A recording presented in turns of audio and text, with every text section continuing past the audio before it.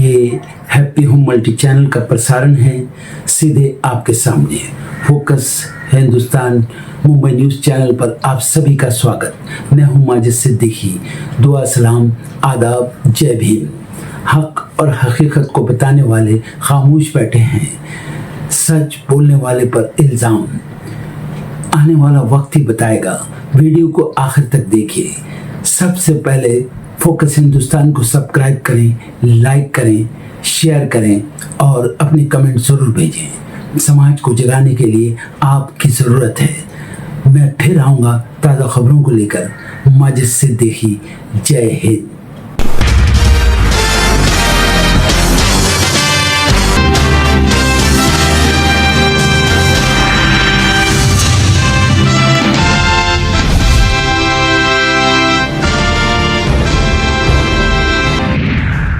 आज लोकसभा में आंध्र प्रदेश पुनर्गठन विधेयक पेश करेगी केंद्र सरकार। इसका मकसद अमरावती को आंध्र प्रदेश की एकमात्र स्थायी राजधानी के रूप में कानूनी मान्यता देना। जनगणना 2027 का पहला फेज आज से शुरू 30 सितंबर 2026 तक चलेगा। पहले फेज में हाउस लिस्टिंग यानी मकानों की होगी गिनती।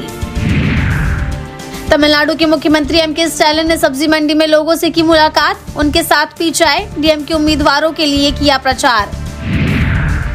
असम दौरे पर कांग्रेस महासचिव प्रियंका गांधी 3 जनसभाओं को करेंगी संबोधित। पार्टी उम्मीदवारों के लिए जुटाएंगी वोट। आज से 218 रुपए महंगा हुआ कमर्शियल सिलेंडर। दाम बढ़ने पर भड़की कांग्रेस, कहा फिर चला महंगाई मैन मोदी का चाबुक।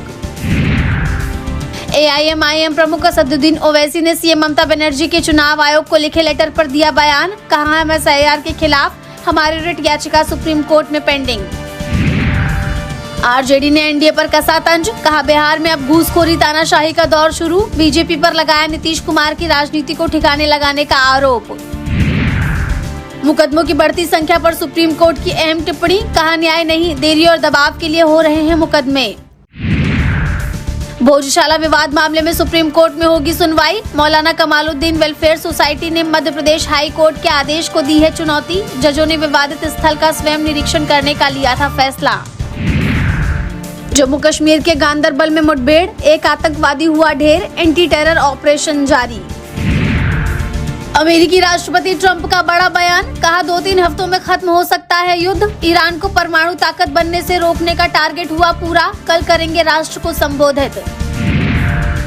ईरानी विदेश मंत्री अरागची ने यूएस के साथ बातचीत से किया इनकार, कहा शून्य पर है भरोसे का स्तर। ईरान अमेरिका के बीच बढ़ रहा है तनाव। रूस के राष्ट्रपति पुतिन पहुंचेंगे बीजिंग। यूक्रेन युद्ध के बाद मजबूत हुए चीन रूस के रिश्ते। चीनी राष्ट्रपति जिनपिंग की डिप्लोमेसी पर दुनिया की नजर। बंद हो रही है यूएस कनाडा की ऐतिहासिक बॉर्डर रोड। स्थानीय लोगों ने कहा एक युग का अंत। अमेरिकी प्रशासन ने सुरक्षा कारणों का हवाला देते हुए उठाया है ये कदम। रूस का मिलिट्री ट्रांसपोर्ट प्लेन क्रीमिया में हुआ क्रैश, 29 लोगों की गई जान। चट्टान से टकराया था प्लेन। ईरान युद्ध बंद करने पर ट्रंप के संकेत पर शेयर बाजार में आई तेजी। बुधवार को बॉम्बे स्टॉक एक्सचेंज का सेंसेक्स 73,800 के पार कारोबार करता नजर आया, तो नेशनल स्टॉक एक्सचेंज के निफ्टी इंडेक्स ने भी 600 अंकों की तगड़ी लगाई छलांग। सर्राफा बाजार में उतार चढ़ाव जारी। कॉमेक्स पर सोने की कीमत $4,737 प्रति औंस पर हुई। चांदी की कीमत $75.23 प्रति औंस पर पहुंची। आज से कमर्शियल गैस सिलेंडर 218 रुपए तक हुआ महंगा। चेन्नई में 2246 रुपए में मिलेगा सिलेंडर, वहीं दिल्ली में इसकी कीमत हुई 2078 रुपए। भारत में बढ़ा हवाई किराया। पहली बार घरेलू उड़ानों के लिए जेट ईंधन की कीमत पहुंची 2 लाख के पार। अंतर्राष्ट्रीय उड़ानों की भी बढ़ी कीमत। सरकार का बड़ा फैसला, चीन की कंपनियों को फिर लगा बड़ा झटका, कहा अब देश में बिकेंगे सिर्फ made in India CCTV.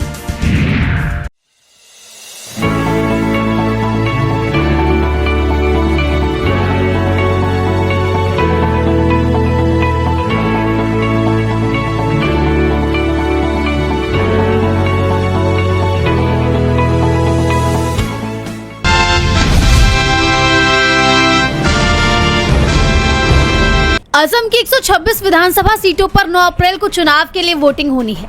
Assam Congress के प्रदेश अध्यक्ष गौरव गोगोई पहले ही बीजेपी को ललकार रहे हैं और दावा कर रहे हैं कि इस बार बीजेपी की विदाई तय है। विपक्ष के हमलों से बीजेपी पहले ही घबराई हुई बताई जा रही थी और अब इस बीच कांग्रेस उम्मीदवार पर हमले की खबर सामने आई है। असम के नाडुआ विधानसभा क्षेत्र से कांग्रेस प्रत्याशी सुनील कुमार छेत्री 30 मार्च को चुनावी प्रचार प्रसार में जुटे थे। इसी दौरान कुछ लोगों ने अचानक उनके काफिले पर हमला कर दिया और इस दौरान हाथापाई भी हुई। पार्टी सदस्यों ने बताया कि हाथापाई के दौरान सुनील गिर गए और उन्हें इलाज के लिए एक निजी अस्पताल में ले जाना पड़ा। फिलहाल वो अस्पताल में भर्ती हैं, जहां उनका इलाज जारी है। वहीं इस घटना के बाद राज्य की सियासत गर्मा गई है। विपक्ष की तरफ से कई लोगों ने इस हमले के पीछे बीजेपी का हाथ होने की आशंका जताई है। असम कांग्रेस ने इस घटना की जांच और सख्त कार्रवाई की मांग उठाते हुए एक्स पर पोस्ट किया कि हम कांग्रेस उम्मीदवार और गोरखा छात्र संघ के पूर्व अध्यक्ष सुनील छेत्री पर भाजपा समर्थकों की तरफ से किए गए क्रूर हमले की कड़ी निंदा करते हैं। यह हमला तब हुआ जब वो प्रचार प्रसार कार्यक्रम में भाग ले रहे थे। हम उम्मीद करते हैं कि असम पुलिस निष्पक्ष रूप से कार्य करेगी और दोषियों के खिलाफ त्वरित और सख्त कार्रवाई करेगी। कांग्रेस अध्यक्ष गौरव गोगोई ने छेत्री पर हुए हमले को क्रूर बताते हुए दोषियों की तत्काल गिरफ्तारी की मांग की है और प्रशासन पर सत्तारूढ़ बीजेपी के पक्ष में काम करने का आरोप लगाया है। वहीं इस घटना के सामने आने के बाद बीजेपी की मुश्किलें बढ़ गई हैं। पार्टी पर आरोप लग रहे हैं कि इस चुनाव में उसको अपनी हार दिखाई दे रही है। विपक्ष भी लगातार यही दावे कर रहा है। ऐसे में विपक्ष के नेता पर हमले होने से बीजेपी शक के घेरे में आ गई है। देखना होगा कि हमले को लेकर शुरू हुआ विवाद अब कहां जाकर थमता है।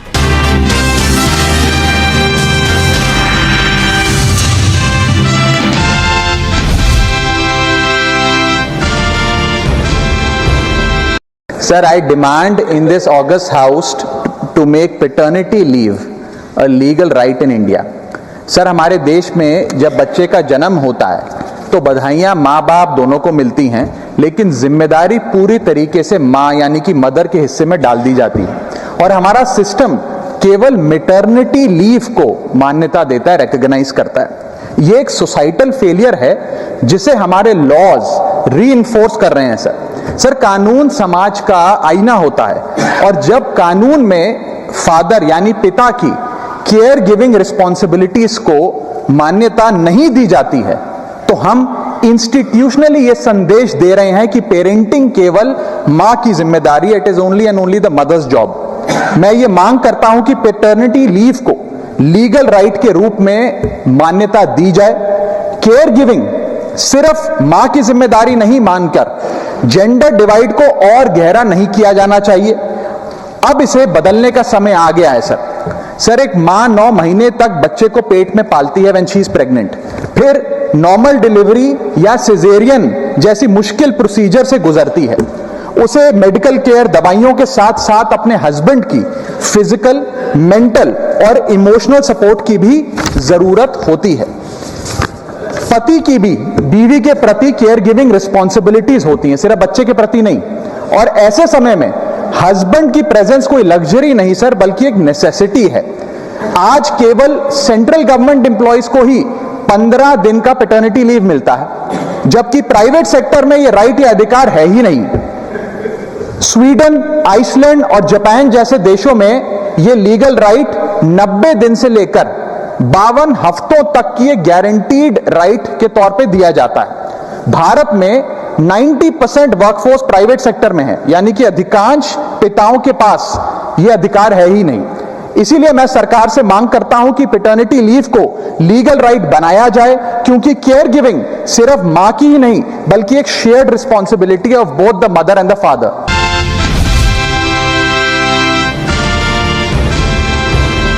पश्चिम बंगाल की सीएम ममता बनर्जी का चुनावी प्रचार जारी है। इसी सिलसिले में चंद्रकोना की चुनावी रैली में उन्होंने बीजेपी पर तीखा हमला बोला। ममता ने बीजेपी पर बंगाल की लोकतांत्रिक बुनियाद को हिलाने का गंभीर आरोप लगाया। ममता ने कहा कि बीजेपी एक गहरी साजिश के तहत बंगाल की पहचान को मिटाना चाहती है। सीएम ने दावा किया, बीजेपी दूसरे राज्यों के अवैध वोटरों को बंगाल की लिस्ट में शामिल करने की कोशिश कर रही है। ममता ने उत्तर प्रदेश, बिहार, राजस्थान और हरियाणा का खास तौर पर जिक्र किया।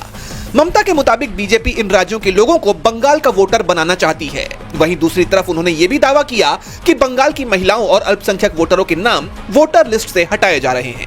ममता ने रैली में एक गुप्त ऑपरेशन का खुलासा किया। उन्होंने कहा, जब राज्य के 60 लाख असली वोटर जांच के घेरे में थे, तब पर्दे के पीछे बड़ा खेल चल रहा था। बीजेपी ने सोची समझी रणनीति के तहत 30,000 से ज्यादा फॉर्म 6 जमा किए। इसका मकसद बाहरी लोगों को चुपके से वोटर बनाना था। ममता ने इसे बंगाल पर राजनीतिक कब्जा जमाने की कोशिश बताया। एनआरसी और डिटेंशन सेंटर पर ममता ने कड़ा रुख अपनाया। उन्होंने साफ कहा कि बंगाल में एनआरसी कभी लागू नहीं होगा। जब तक उनकी सरकार है, यहां कोई डिटेंशन सेंटर नहीं बनेगा। उन्होंने यह भी दावा किया कि बीजेपी सत्ता में आई तो मांसाहारी खाने पर बैन लगा देगी। सीएम ने जनता से अपील की है कि वो सभी 294 सीटों पर उन्हें ही अपना उम्मीदवार माने। ममता ने लोगों को सतर्क रहने और बीजेपी की गतिविधियों पर पैनी निगाह रखने की सलाह दी। ममता ने कहा कि बंगाल की सांस्कृतिक पहचान और लोकतांत्रिक आजादी को छीनने की किसी भी कोशिश को बर्दाश्त नहीं किया जाएगा।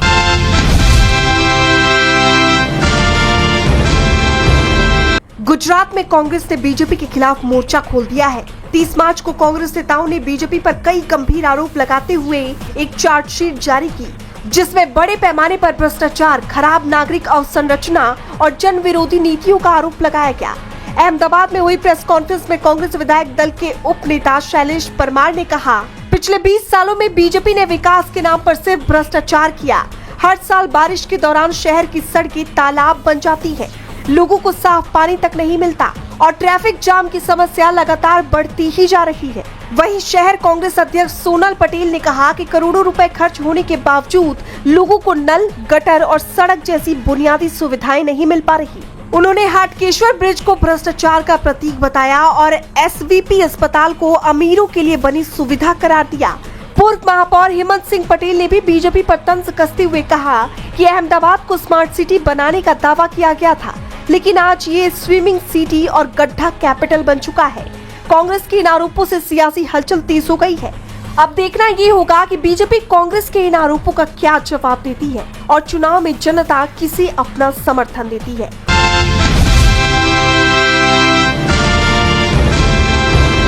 मिडिल ईस्ट में जारी जंग का दायरा लगातार बढ़ता जा रहा है, जिससे भारत में एलपीजी संकट भी गहराता जा रहा है। जमीनी हकीकत यह है कि छोटे शहरों से बड़े शहरों में कमाने खाने आए मजदूर अपने घरों को वापस लौट रही हैं। वहीं कई फैक्ट्रियों पर ताला लग चुका है, लेकिन सरकार लगातार ये कह रही है कि स्थिति उतनी खराब नहीं है जितना पैनिक किया जा रहा है। और अब इस पर विपक्ष ने सबूत पेश कर दिए हैं। कांग्रेस ने वीडियो शेयर कर दिखाया है कि सिलेंडर लेने के लिए लोग कैसे लाइनों में लगे हुए हैं। इसे लेकर कांग्रेस ने एक्स पर पोस्ट किया है। देश में एलपीजी संकट ने तबाही मचा रखी है। लोगों के घरों में चूल्हा नहीं चल रहा, हर तरफ एलपीजी के लिए लंबी लाइनें लगी हैं। कपड़ा, मार्बल, केमिकल फैक्ट्रियां बंद हो रही हैं। लोग बेरोजगार हो रहे हैं, मजबूरी में घर लौट रहे हैं। रेलवे स्टेशनों में हर तरफ अफरा तफरी का माहौल है, लेकिन नरेंद्र मोदी को लोगों की तकलीफें नजर नहीं आ रही। उनका सब चंगा सी मोड ऑन है। एक तरफ सरकार एलपीजी को लेकर घिरी हुई है, तो दूसरी तरफ रुपए में बड़ी गिरावट को लेकर भी विपक्ष ने मोर्चा खोल दिया है। जैसा आप जानते हैं कि डॉलर के मुकाबले रुपया 95 की दर पर पहुंच गया है। इसी कड़ी में अखिलेश ने एक्स पर पोस्ट किया है। गिरने के मामले में रुपए और भाजपा की छवि के बीच जबरदस्त मुकाबला चल रहा है। जैसे जैसे भाजपाई लोगों के कांड कुकर्मों और भ्रष्टाचार का पर्दाफाश हो रहा है, वैसे वैसे भाजपाई छवि और भी नीचे गिरती जा रही है। भाजपाइयों और उनके संगी साथियों के खुलासे तो हो रहे हैं, लेकिन इस्तीफे नहीं। भाजपा में हमेशा नैतिक दिवालियापन रहा है, अब तो वो पराकाष्ठा पर है। विपक्ष के इन हमलों से सरकार घिरी हुई दिखाई दे रही है। देखना होगा कि इन आरोपों पर सरकार की तरफ से कोई जवाब आता है या नहीं।